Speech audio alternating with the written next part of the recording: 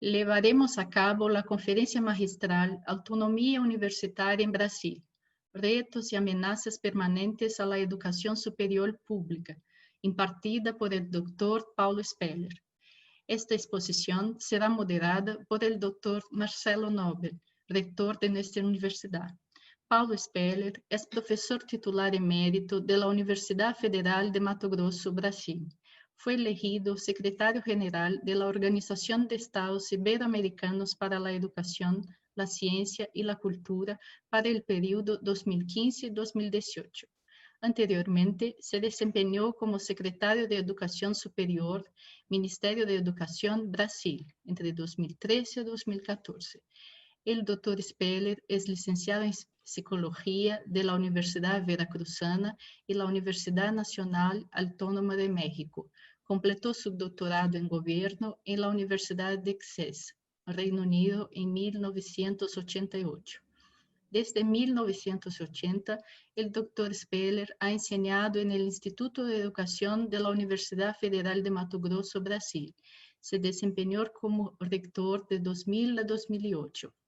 En 2010, después de desempeñarse como presidente del Comité de Implementación durante 2 años, el Dr. Speller se convirtió en el primer rector de la Universidad de Integración Internacional de la Lusofonía Afro-Brasileña, UNILAB. Se desempeñó como asesor de la UNESCO para la celebración de la Conferencia Mundial de Educación Superior en 2009, miembro como representante de la sociedad civil de la Junta de Desarrollo Económico y Social Brasil de 2008 a 2014, miembro del Consejo Nacional de Educación de Brasil de 2008 a 2012 y presidente de la Junta de Educación Superior de este Consejo de 2010 a 2012. Dr. Speller tiene la palabra hasta por 45 minutos. Muchas gracias. Paulo, bueno, quería agradecer, entonces, Paulo está por aí, queria agradecer a sua presença, participação e eu ficarei aqui controlando o tempo e verificando aqui que tudo saia conforme o planejado. Então, agradeço a participação. É uma satisfação ter você aqui com a gente. Bom dia a todos e a todas. Já liguei o microfone, sempre nos olvidamos do microfone, mas já está. Pues, en primer lugar, muy buenos días a todos. Me da un gusto enorme estar aquí junto a varios amigos, conocidos, rectores, rectoras, dirigentes de la educación superior en Brasil, en el Cono Sur, de Argentina, de Uruguay, de Paraguay y de otros países que veo que también están presentes. Para mí es un honor. Y yo ya casi le había dicho a Roberto un par de veces, por haber estudiado en México y haber trabajado en la UNAM, pues me siento un poco parte de la UDUAL. A cada rato estamos presentes en eventos y en este evento en particular me da muchísimo gusto y mucho honor estar presente. No voy a nombrar cada uno de ustedes porque son muchos y seguramente no nombraría a todos. Pero amigos y amigas, colegas, aquí estamos con mucho honor para el día de hoy. Para hablar de la autonomía universitaria.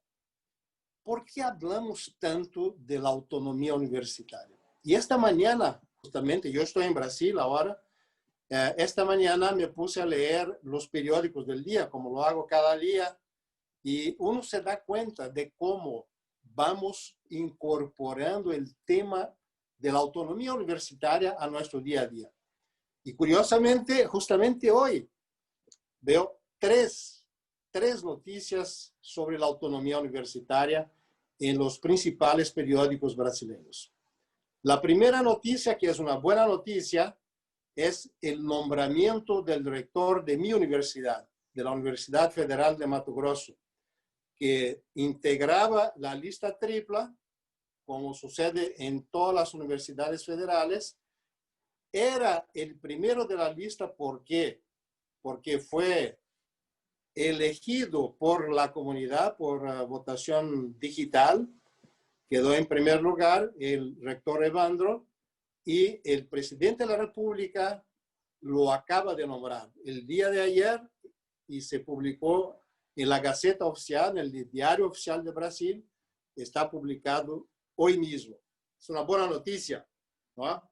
Porque nombraron al primero de la lista, contrariamente a lo que pasó en Río Grande do Sul, como veremos en adelante, y en otras universidades brasileñas. ¿Por qué? Porque hay una ley primero que establece que la universidad elabora una lista tripla que antes era sextupla. Durante la dictadura eran 6 nombres los que había que enviar. Ahora son 3, pero de todos modos hay una lista. Y esta ley faculta al presidente de la República que nombre a uno de los 3. Eso está en la ley. Primera noticia. Segunda noticia. La Suprema Corte de Brasil, en este preciso momento, está juzgando una contestación a esta ley que hace un partido político. Los partidos políticos en Brasil pueden, ante la Suprema Corte, cuestionar las leyes. Y hay un partido, no interesa cuál, es cosa de Brasil, un partido cuestiona la ley de la lista tripla. Y el primer ministro, son 11 ministros en la Suprema Corte, el primero ya emitió su voto. Y emitió su voto con base en el artículo 207 de la Constitución Federal Brasileña, que establece la autonomía universitaria, inclusive administrativa, autonomía didáctica, financiera, administrativa, etc. Y este ministro, Fachin se llama, acaba de emitir su voto y dice que hay que respetar la lista y el primero de la lista tiene que ser nombrado para que se respete al artículo 207 constitucional. También es una buena noticia.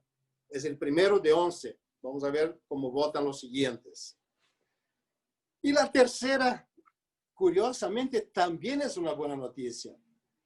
Es una noticia que viene de un periódico importante de São Paulo, que nos dice que el pleito de las universidades del estado de São Paulo, aquí el lector Marcelo seguramente está al corriente, porque el gobernador de São Paulo había introducido un proyecto de ley en la Asamblea de São Paulo para que el Estado pudiera apropiarse de los superávits de las 3 universidades estaduales, la USP, la UNESP y la UNICAMP, así como del Fondo de Ciencia y Tecnología del Estado, que son fondos del Estado.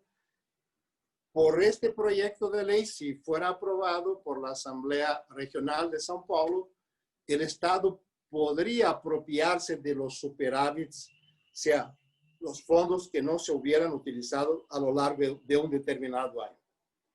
Y claro que los rectores muy consistentemente lo pelearon y por la noticia que leí, Marcelo, lo lograron. O sea, que el gobernador retira del proyecto de ley este artículo o estos artículos que preveían la apropiación de los superávits de las 3 universidades y de la FAPESP, me parece también de la FAPESP. Entonces, es una excelente noticia, ¿no? Y eso nos permite avanzar en el tema de la autonomía universitaria.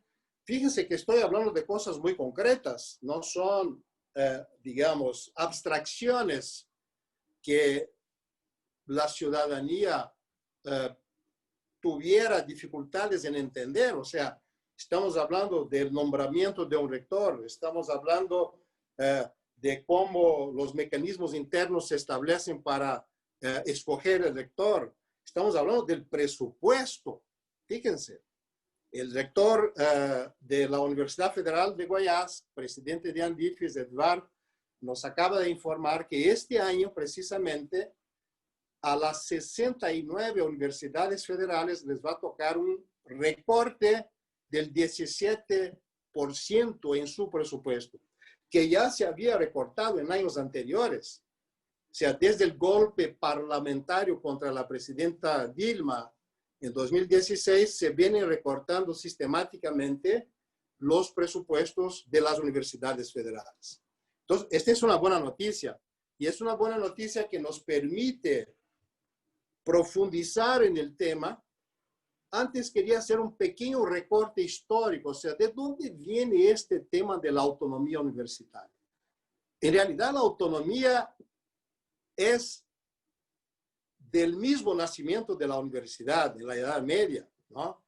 Si estamos hablando de la Edad Media, de hace casi 1000 años, estamos hablando de una realidad completamente distinta de la que tenemos hoy en cuanto a la institucionalidad del Estado Nacional. O sea, eran más bien pequeños estados, monarquías que se establecían y donde se fueron creando las primeras universidades.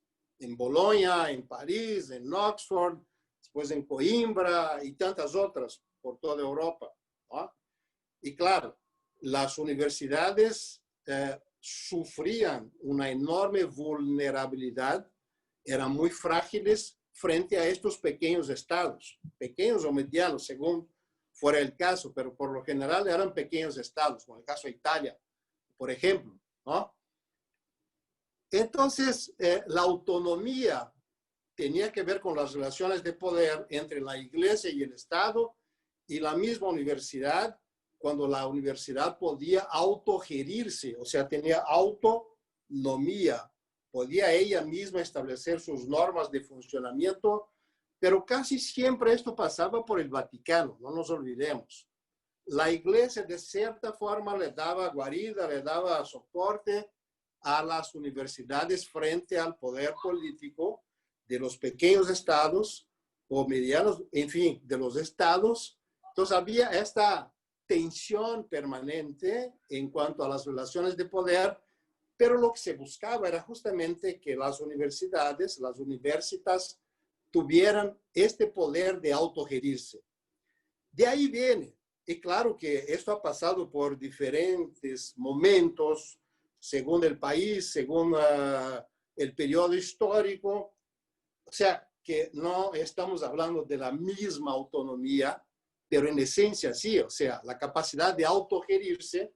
Y aquí son dos los temas principales que nos atañen en toda América Latina.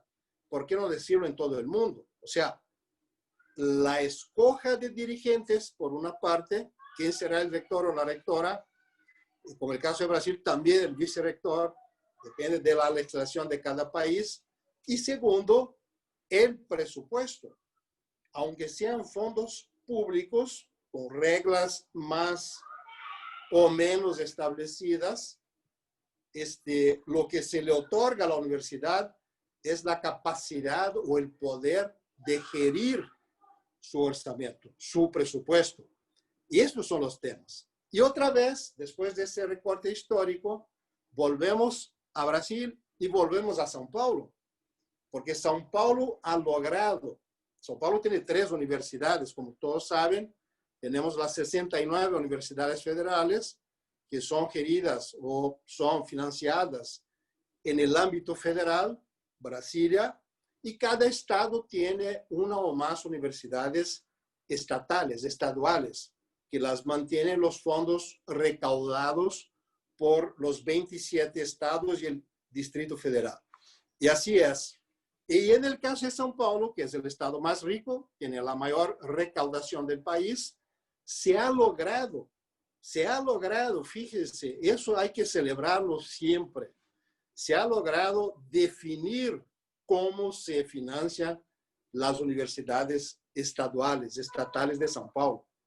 Y es un percentual de la recaudación del Estado, que se dividen entre las 3 universidades proporcionalmente a su tamaño, sus programas, que eso se establece a través de un consejo integrado por los 3 rectores de estas universidades estatales, que son justamente las que pelearon ahora, pelearon en el buen sentido político junto al gobernador, que este artículo se retirara del proyecto de ley para que no se apropie el Estado de sus superávits.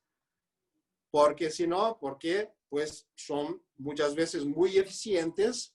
No es que no lo quieran utilizar, porque son casi siempre utilizados como fondos de reserva, que se utilizan a posteriori para momentos de crisis como este, de la pandemia, por ejemplo, ¿no? Esto se ha logrado en São Paulo, y muy bien. Claro que está un poco al sabor de la vida económica del país. Más recaudación, más presupuesto, menos recaudación, menos presupuesto para las universidades del Estado. Esto tiene que ver con autonomía.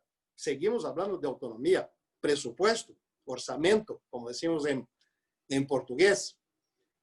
En el caso de las federales, no hay una definición clara de parámetros que establezcan un percentual, cuánto, qué porcentaje del presupuesto del país, del PBI, del presupuesto del Ministerio de Educación.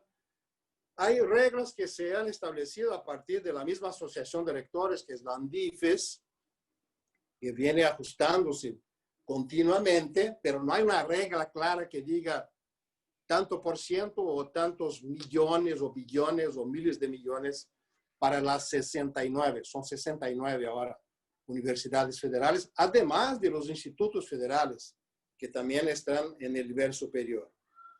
Entonces, esto crea una situación en la que el gobierno federal interviene continuamente, tanto en nombramientos de rectores, como también en recortes y distribución o autorización de utilización de los presupuestos de las universidades. Y Brasil es un caso único. Yo he circulado mucho por América Latina, he vivido en México, fui profesor de la UNAM, estudié en la Universidad Veracruzana, después como secretario general de la OEI, me ha tocado también durante 4 años estar muy presente en América Latina, o sea que tengo una relativa familiaridad con los sistemas educativos de América Latina y del Caribe. Y Brasil siempre es visto como un bicho raro, empezando por el idioma que hablamos. O sea, hablamos português e muitas vezes falamos português tão rápido que vocês não entendem, e aí começamos a falar um portunhol que também muita gente não entende. Empezando por aí já somos um bicho raro, que habla um idioma, não é o acento, é outro idioma, ¿no? Pero más o menos nos entendemos. Yo afortunadamente, como he vivido en México, aprendí a hablar el buen mexicano, el español mexicano. Y el otro tema es que las colonizaciones portuguesa y española, las dos coronas, han marcado una diferencia fundamental entre la colonia portuguesa, Brasil, y las colonias, los virreinos españoles que dieron lugar a tantos países donde el español o el castellano, como se quiera, es la lengua oficial de estos países. Y ustedes, los que hablan español, se comunican con mucha más fluidez que nosotros con ustedes. No digo que esto haya condicionado un relativo aislamiento de Brasil respecto a sus vecinos, pero de cierta forma sí. Sí. Yo me acuerdo, por ejemplo, cuando llegué a Mato Grosso, yo fui rector de la Universidad Federal de Mato Grosso durante 8 años, no soy de ahí, y cuando llegué ahí, me di cuenta que estábamos a 200 kilómetros de la frontera con Bolivia. Yo lo comenté con la gente de Cuiabá, que es la capital de Mato Grosso. Cuando llegué ahí dije, oye, Bolivia está aquí a un salto y tal, son 200 kilómetros por la ciudad de Cáceres, se llama Cáceres, la ciudad que está al lado de la frontera boliviana, yendo hacia las Misiones, hacia Santa Cruz, ¿verdad? Y yo dije, bueno, yo quiero ir, quiero conocer y tal. Y ellos me dijeron, pero Paulo, ¿qué quieres hacer en Bolivia? Aquí nadie va a Bolivia. Fíjense. O sea, eso, no digo que todos, pero he escuchado este tipo de reacción, o sea, que la gente tenía su atención hacia el otro lado del Atlántico y no hacia el otro lado de los Andes. Entonces, de cierta manera, sí, eso ha condicionado, a pesar de que tuvimos siempre una relación más cercana con Paraguay, con Argentina, no siempre relaciones muy amistosas, pero siempre hemos tenido más que con los demás países en Sudamérica. Pero la verdad es que eso nos ha condicionado. Primer elemento, la lengua y la colonización, el origen. Mientras los españoles, desde que llegaron, empezaron a plantar universidades en toda la región, desde Santo Domingo, México, Perú, Argentina, Chile. Los portugueses, nada. ¿Quieren estudiar? Vayan a Coimbra. Aquí está Rosana que me puede confirmarlo, ¿verdad, Rosana? O sea, Coimbra era la referencia para los hijos de los portugueses y aquellos nacidos aquí. Iban a estudiar a Coimbra, nada de crear universidades en Brasil. Entonces, la verdad es que la primera universidad que se creó oficialmente en Brasil fue hace 100 años exactamente, en 1920. 1920, cuando Brasil ya era una república, era un país independiente, desde luego, y era una república, pero eso ya fue casi 100 años después de la independencia, que fue en 1822. En un par de años vamos a celebrar nuestro bicentenario, como muchos de ustedes ya lo han celebrado en América Latina. Entonces, la primera se creó en Río de Janeiro, que era la capital de la república, y se crea como Universidad do Brasil, Universidad de Brasil. Era la única, pues tenía que llamarse de Brasil, Universidad do Brasil, UB, y se crea en 1920 y ahora se están celebrando precisamente los 100 años de esta universidad, ¿no? Que ahora es la Universidad Federal de Río de Janeiro, UFRJ, la UFRJ, que es una importantísima universidad, una de las más importantes, más grandes, en fin, es una referencia con programas de posgrado, etc., como otras también, pero en fin, esta es una universidad muy importante. Entonces, son dos elementos que marcan una diferencia grande y que van a reflejarse también en el tema de la autonomía universitaria, desde luego, ¿no? En cuestiones muy concretas, de una manera general, se puede decir que el tema del nombramiento, de la elección, de la selección, como se quiera, de rectores y rectoras en las universidades latinoamericanas, se hace por mecanismos mucho más autónomos, digo más o menos, no voy a absolutizar el juicio, pero son mecanismos mucho más autónomos de los que nos tocan a nosotros en Brasil, con esto de la lista sextupla durante la dictadura y ahora la lista tripla, ¿verdad? Y más, quien nombra al rector de una universidad federal en Brasil es el presidente de la República. Como en São Paulo, quien nombra el rector es el gobernador del estado. O sea, la autoridad política máxima a nivel federal o a nivel de cada estado, ¿no? Como en São Paulo, en los demás estados también así se hace. Mientras que en muchas situaciones en América Latina y en otros países de otras regiones, es la misma universidad la que escoge, selecciona y nombra y le da posesión al rector de una universidad. Entonces vean cómo hay diferencias importantes, ¿no? Pero ustedes dirán, bueno, pero Brasil está en la Constitución Federal desde el año 88. Sí, está en la Constitución, pero aparte de eso, no pasa nada. Mientras que en otros países, ¿no? Vamos a encontrar leyes generales de educación superior, con este nombre o con otro nombre, o como parte de la Ley General de Educación.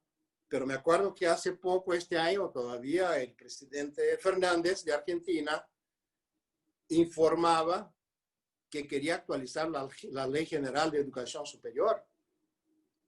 O sea, para darle más protagonismo, responsabilidad a la Universidad Argentina, ¿no? Hay problemas en todos lados, pero digamos, es diferente la relación cuando un presidente de la República dice, oye, yo quiero actualizar la ley para que las universidades puedan hacer más, ¿no? México ahora está justamente discutiendo en el Parlamento su ley general de educación superior. ¿Por qué? Porque las universidades se les reconoce también un papel estratégico en el país. Y así lo vamos a encontrar en Ecuador, lo vamos a encontrar en Colombia, lo vamos a encontrar en países otros de América Latina, donde se busca establecer parámetros y tal, ¿no? Para que las universidades puedan ejercer su papel fundamental y estratégico. Aquí nos estamos remitiendo justamente a las conferencias mundiales de educación superior. Aquí está Hugo Yuri, ¿no? Hugo nos podría hablar todo el día. Y qué gusto nos dio estar en Córdoba durante la Conferencia Regional de Educación Superior, donde reafirmamos este papel estratégico que tienen nuestras universidades de la región América Latina y Caribe. Y lo tienen, efectivamente, como está dicho claramente en las declaraciones finales de las dos conferencias mundiales de educación superior de la UNESCO del 98 y del año 2009. Eso está ahí. En el 2009 fue más difícil, era otra coyuntura, pero también ahí lo logramos. Como también, obviamente, durante las dos conferencias regionales en América Latina. La primera en La Habana, que fue en el 96, y luego la de Cartagena de Indias, en Colombia, en el año 2008, ¿no? La UNESCO con un papel fundamental, el IESAL, que es el Instituto de Educación Superior de América Latina y el Caribe, que está en Caracas, siempre jugó un papel importantísimo en la preparación, en la conducción de estas tres conferencias, ¿no? Me acuerdo muy bien en la de Cartagena. Yo no estuve en La Habana, todavía no, pero en Cartagena, ahí bajo la dirección de Ana Lucia Gazola, que era la directora general del IESAL, se realizó una conferencia estupenda, como ahora en Córdoba. O sea, una reunión magnífica, ¿no? Proporcional a la responsabilidad que tiene la educación superior en nuestra región de América Latina y Caribe. Entonces, este reconocimiento lo hacemos conjuntamente, pero aquí hay diferencias y claro, quien ahora cumple un papel fundamental en este proceso son los organismos regionales que congregan al conjunto de las universidades, como es el caso UDUAL. UDUAL trae, y en esta reunión que estamos realizando ahora, pues aquí otra vez, ¿no? Estamos juntos. O sea, ha habido un proceso desde que se crearon las primeras universidades en Brasil y más recientemente con el Consejo de Directores de las Universidades Paulistas, con la ANDIFES, que congrega las federales, en fin, nuestra presencia en organismos internacionales y con el respaldo de la UNESCO, hemos logrado y vamos intercambiando experiencias para llegar finalmente a lo que estamos llegando aquí. O sea, ¿qué es la autonomía universitaria y qué queremos y qué esperamos? Y sobre todo en este momento, y todos los que hicieron uso de la palabra esta mañana, lo mencionaron, la pandemia. O sea, ¿qué papel le toca a la universidad? ¿Qué papel le está tocando? Porque las universidades están muy activas en sus respectivas regiones y esferas de especialización en el campo de la salud, de la tecnología, de la enseñanza, de la digitalización, etcétera, etcétera, etcétera. Las universidades están muy activas y mostrando efectivamente su responsabilidad y su papel estratégico frente a la pandemia que estamos viviendo. Se habla mucho de una nueva normalidad, entre comillas, desde luego, ¿no? ¿Qué será? Pues no seremos nosotros los que vamos a definirlo aquí, pero hay toda una polémica en torno a ello. Y aquí otra vez, volviendo a la autonomía universitaria. O sea, ¿qué tiene que ver la autonomía universitaria con esto? Primero, contextualizada históricamente, pues nos damos cuenta de que hay cambios. Desde luego, el concepto ahí está, y ya vimos que hay dos elementos importantes. para que la universidad cumpla con su papel estratégico, que son la escoja de dirigentes y la gestión presupuestaria, el orçamento, ¿no? Hay que hacerlo. Brasil vive una coyuntura muy distinta de la que viven, si no todos, la mayoría de los países de América Latina, a pesar de que las dificultades son parejas. Nos toca a todos. Pero si salimos un poco de la región, ahora les doy un ejemplo, en la región iberoamericana, en Cataluña, en España, también esta semana había una cuarta buena noticia, no fue hoy, pero fue ayer, que decía lo siguiente: el gobierno catalán ha decidido otorgarle a los presupuestos de las 10 universidades públicas catalanas un adendum, un plus de 100 millones de euros. Les dieron a las 10 proporcionalmente, desde luego, a la Universidad de Barcelona, a la Autónoma, la UOC, etcétera, etcétera, la Ramón Llull. Son 10 universidades públicas. España vive una crisis tremenda como nosotros de recaudación. El PBI ha bajado casi, no sé cuánto exactamente, pero un 13%. Fue la cifra, la última que vi. O sea, la recaudación va bajando. Y sin embargo, una región, un estado, una región autónoma como es Cataluña, su gobierno decide y dice: le vamos, primero, no vamos a recortar el presupuesto de las universidades. Segundo, no lo vamos a dejar igual. Tercero, las universidades tienen muchas responsabilidades y tanto es así que les vamos a dar 100 millones de euros más.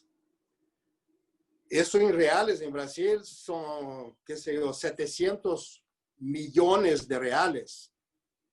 El rector Edvard de la Andifes nos dijo: nos están recortando un 17 y ya nos han recortado antes más. Entonces, lo que vemos es que cuando se le reconoce a la universidad su papel estratégico, es factible, porque es una cuestión de prioridad. Estamos hablando de prioridades. Si realmente la universidad tiene ese papel estratégico, la universidad autónoma, estamos hablando de autonomía universitaria, y nuevas aportaciones presupuestarias para que la universidad pueda efectivamente cumplir con su papel, no solamente en el campo de la salud, pero en todo. Porque ahora, por ejemplo, todos los sistemas de enseñanza en todo el mundo pues tienen que ajustarse, cambiarse, nuevos desarrollos de las tecnologías digitales de enseñanza, la interactividad que pasa a asumir un papel cada vez más importante en estas tecnologías, la inteligencia artificial que viene pasando por una aceleración en su desarrollo, ¿no? Como de resto, el conjunto de estas tecnologías. Entonces, aquí volvimos, empezamos con el tema de la autonomía, con los periódicos de hoy, con las buenas noticias, y terminamos con esta cuarta buena noticia que viene de Iberoamérica, viene de España, viene de Barcelona, Cataluña, donde se le aporta más. Y aquí reafirmo, o sea, las evidencias, cuando tomamos en cuenta todo lo que está haciendo la universidad, nos damos cuenta de cómo la universidad hace, está haciendo, puede hacer y va a hacer y tiene este papel estratégico. O sea, termino diciendo lo siguiente: no se trata únicamente de una nueva normalidad donde queramos únicamente regresar a lo de antes. Eso no existe. O sea, el tema no es únicamente de resistencia. Sí lo es, pero no únicamente. Hay que resistir, sí, pero lo que queremos es ir más allá de lo que teníamos antes, de lo que éramos antes, de cómo estábamos antes las universidades. Y eso, cada uno de ustedes, rectoras y rectores, tiene ejemplos de sobra para mostrar cómo sus universidades lo están haciendo, ¿no? Yo veo siempre al rector Marcelo Nobel, todos los días está en las redes sociales mostrando cómo la Unicamp está haciendo su papel. Es nuestro vicepresidente en Brasil, de la UDUAL. Pero estoy seguro que ustedes hacen lo mismo en sus países. Este es el real papel de una universidad pública o una universidad que tiene el papel de la educación superior por deliberación del Estado, porque aquí hay diferentes modalidades de organización de la universidad, que puede ser pública, federal, estadual, comunitaria, religiosa, una PUC, una católica. Hay inúmeras modalidades, pero a la universidad se le debe exigir, y a nosotros, o vosotros, ustedes, rectores y rectoras, les toca este papel de decir, sí, señor, presentes, y lo estamos haciendo, y podemos hacer más, formando profesores que se ajusten a la nueva realidad de la escuela, desarrollando y avanzando con las tecnologías en el campo de la salud, de los medicamentos, de las vacunas, de las estrategias de protección individual, etcétera, etcétera, del transporte colectivo, de la digitalización, de la ingeniería, de los nuevos materiales. O sea, la universidad tiene esta capacidad, en primer lugar, y de superarse. Entonces, estamos hablando de resiliencia. Más que resistencia, estamos hablando de resiliencia. ¿Por qué resiliencia?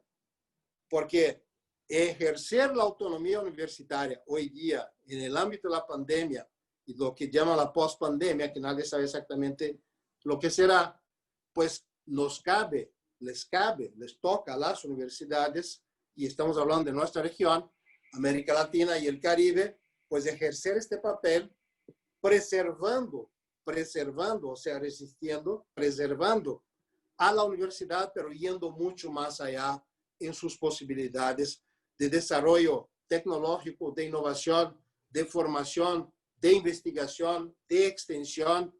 Este es el papel estratégico con el que la universidad fue creada, se ha desarrollado y se reafirma hoy día, y de ahí la importancia de la autonomía, porque la universidad no está únicamente para servir a este o a aquel gobernante, está para servir a la sociedad en su papel estratégico, como siempre nos ha recordado la UNESCO, y lo escuchamos de viva voz en Córdoba la última vez. Y ahí se reafirma la autonomía universitaria con toda la responsabilidad que nos toca a las universidades en América Latina y en el Caribe.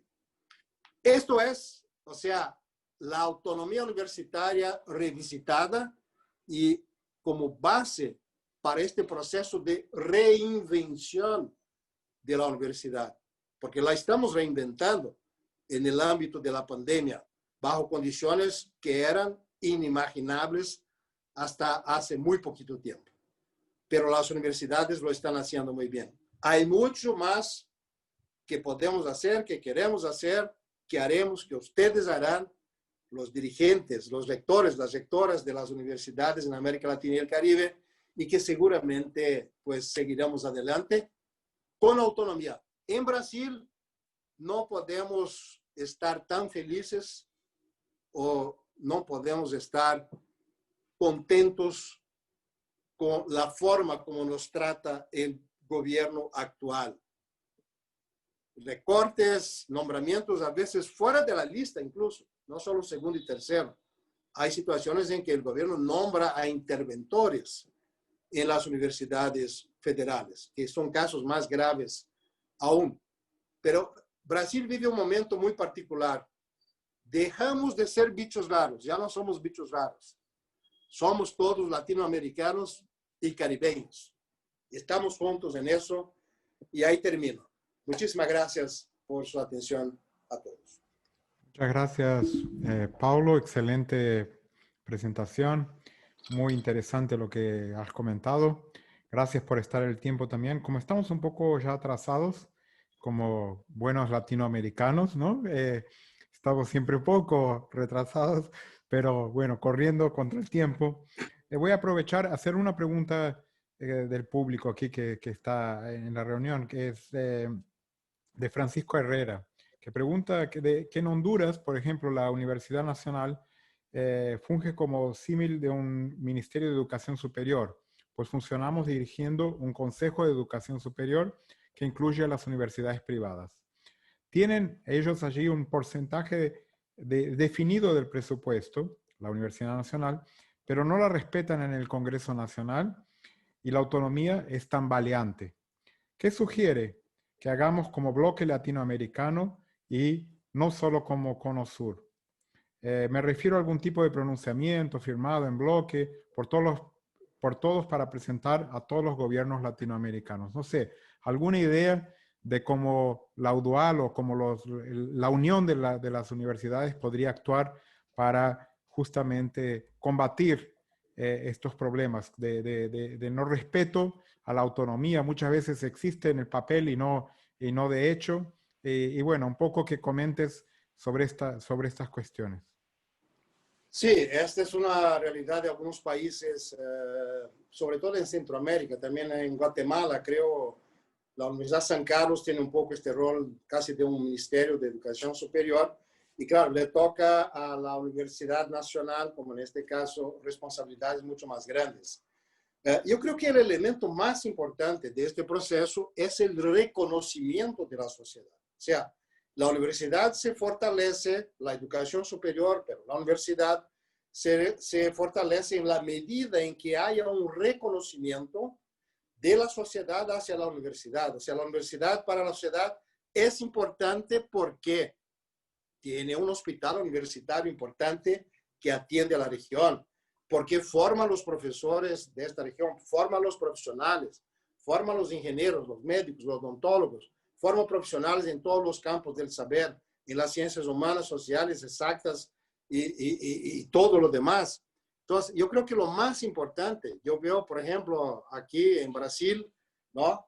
Varios rectores que siempre llaman la atención para lo que hace la universidad y por eso creo yo, incluso la prensa en un día como hoy, por ejemplo, le abre espacio a temas que dicen respecto a la universidad, porque la universidad tiene este reconocimiento. Entonces, seguramente que en Honduras o en Guatemala, como en Brasil, como en los demás países, es importante que haya este reconocimiento, pero yo estoy de acuerdo, o sea, que la UDUAL, como ya lo he hecho antes, pues haga hincapié en el papel de la autonomía universitaria, del respeto a las leyes de cada país, en lo que dice respecto al presupuesto de la universidad. Claro que una declaración política de la UDUAL no es mi responsabilidad. Yo no soy parte de la UDUAL como rector, pero creo que es un tema interesante a considerarse desde la UDUAL, porque la UDUAL tiene este reconocimiento en toda América Latina, en cada país, a través de sus universidades y en toda la región del Caribe y América Latina. Muy bien. Rector Marcelo, sí, Roberto. Por supuesto que tomaremos contacto con el rector de la Universidad Nacional de Honduras y haremos lo que siempre hemos hecho en la UDUAL, defender a las universidades y su autonomía. Tomaremos acción de inmediato sobre esto. Muchas gracias. Bueno, muchas gracias. Entonces quería agradecer nuevamente la participación de Paulo. Un gusto recibirlo aquí y vamos a seguir porque el tema sigue, ¿no? En el programa. Entonces pido a Ivy que continúe con el programa que estamos organizando aquí hoy por la mañana. Gracias. Bueno, muchas gracias al doctor Paulo Speller. Agradecemos por su valiosa exposición. Y ahora el video de la Universidad Federal de Río Grande do Sur está listo para exhibición. Vamos a acompañarlo.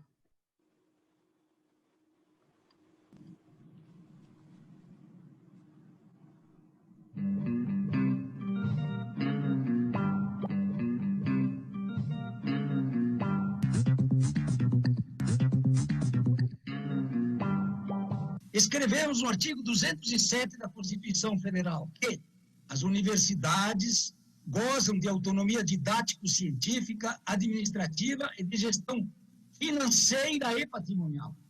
Esse princípio constitucional está sendo desrespeitado, agredido, porque um reitor sem legitimidade não conseguirá mobilizar a comunidade em defesa desses princípios. A recente nomeação do candidato rejeitado pela comunidade universitária para ser o próximo reitor da URGS fere de morte a autonomia das universidades e ataca frontalmente a vontade da comunidade universitária. Reitor eleito tem que ser nomeado. Infelizmente, a URGS está vivendo uma situação de desrespeito com a sua tradição acadêmica que lhe colocou entre as melhores universidades do mundo. Na URGS, a escolha pelo MEC do terceiro colocado na lista tríplice para reitor rompeu com uma prática das últimas décadas, quando era escolhido sempre o primeiro da lista, respeitando a decisão interna das universidades. Não podemos aceitar que nas universidades quem perde a eleição seja nomeado. A lista tríplice não é feita de 3 nomes que são indicados em igualdade de condições e o presidente pode escolher qualquer um deles. No caso das universidades, a lista tríplice é resultado de um amplo processo de debate que culmina numa eleição. Então, o primeiro colocado na eleição é legitimamente o próximo reitor ou reitora da universidade em questão. Estamos hoje sob ameaça muito séria às nossas instituições, aquela relativa à nomeação de dirigentes. Reitor não é interventor, não é síndico. Ele é escolhido, ele é o resultado de um processo de debate da comunidade. Ele pode representar, ele pode dirigir, porque ele espelha a vontade e a inteligência da comunidade. Diferentemente das universidades, os institutos federais não têm lista tríplice.